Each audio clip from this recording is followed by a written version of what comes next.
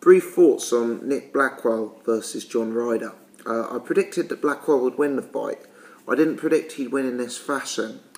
If anything, I thought he would outclass and outskill John Ryder and effectively outpoint him. In fact, the complete opposite happened. He stopped him. Controversial stoppage in the sense that Ryder wasn't, knocked out. But for me, it was justifiable. Ryder looked out on his feet. He didn't look like he was going to be able to stay the distance, and he'd lost his defensives, and it's as simple as that. So I think the referee did the right thing by calling it off. What surprised me is that John Ryder actually outboxed Nick Blackwell early on here. Now, Blackwell's a fighter who relies on durability and fitness, so I always expected Blackwell to come on strong as the fight went on, but I didn't think Ryder would be able to outbox Nick Blackwell like he did in the first 3 or 4 rounds, to be honest with you. I don't know, people are saying Ryder was tight at the weight. People were saying, Ryder may have overtrained. I don't know what the reason was, but seemingly his tank emptied and, he got stopped. I mean, there's no other way to put it than that. If he's struggling at the weight, he's in trouble, because there's no way John Ryder is going to make it at super middleweight, in my opinion.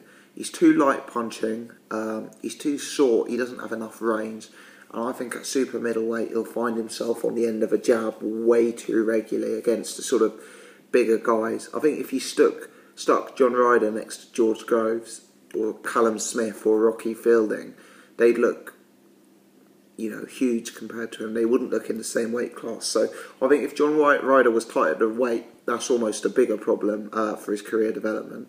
I'd rather it was just, for his sake, something to do with overtraining or just not performing on the night.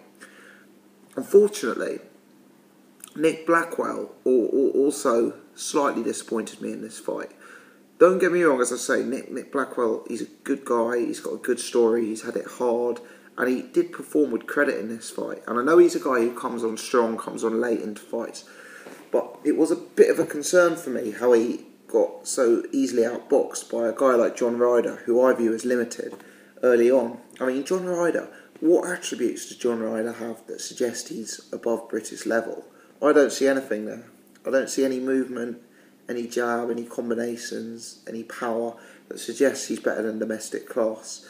And the way Nick Blackwell was outboxed by him in the early rounds is a worrying sign for me for Blackwell's own career development.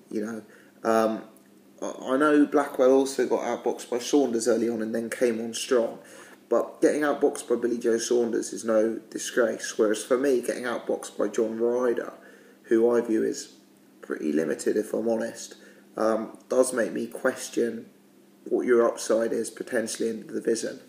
I guess the positives for both guys is domestically, middleweight is very hot at present, very hot. Billy Joe Saunders is going to fight Andy Lee.